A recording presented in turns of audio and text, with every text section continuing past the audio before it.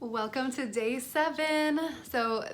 Today we are going to be talking about identifying with anxiety. So this is a really important day for me because when I realized that I could no longer identify with something that I didn't want to be, it all like came together. I was like, of course I'm going to still be anxious if I'm identifying as an anxious person. Like, I am anxiety, my anxiety. When you are possessively using anxiety in a sentence, your brain is like, well, I am anxious, so I'm going to act anxious. Does that make sense? So instead, I started to use the word the.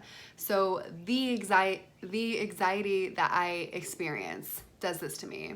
It was never like I had to stop saying, yeah, like my anxiety makes me feel like this. No, it's like the anxiety. And when I look at it like that, I'm looking at it as a different perspective, as in something that's part of me. Does that make sense? So instead, I was looking at anxiety as like an overbearing friend or an overbearing mom, someone that's just always there, like making sure that you're worried about everything, that's around every corner. It's like someone there, like, don't go there by yourself, you might get stabbed, like, and you're going into a bookstore. Like, it just doesn't make sense. Like, but instead of thinking that it's me, that's the anxiety, I started looking at it as a separate entity. This one thing, this one little tweak that you can make can change everything, can change absolutely everything. And I'm serious about that. Like, when you start to disassociate yourself from the identity of anxiety, beautiful things can happen. And I can understand that's hard. I know for me, it was like my identity was anxiety. Like, I was the anxious girl. It's like, who was I without the anxiety? And that's why you need to start with the baby steps. So starting with the changing your language firstly, and then thinking about, who am I without anxiety? Who do I want to be? Because a lot of times we're like, well, I could never do that because I'm anxious.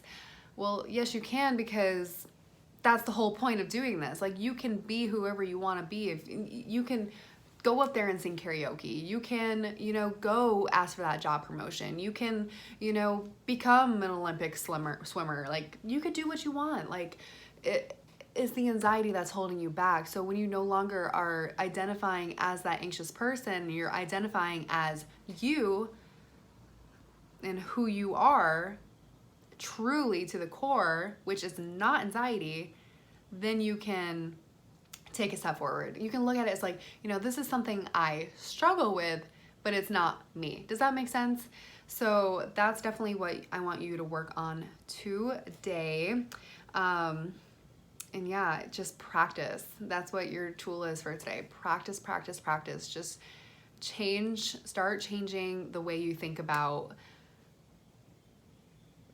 the way you have a relationship with anxiety. Like, it really helped me trying to think of it as a friend or a mom versus me. I know I keep saying this over and over, but I just want this to make sense.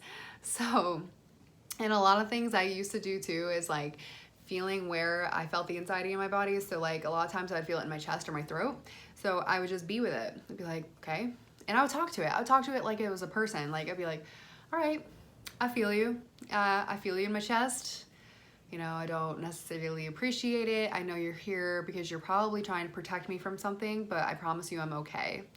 And then it's like, it won't escalate. It either stays there or it will go away.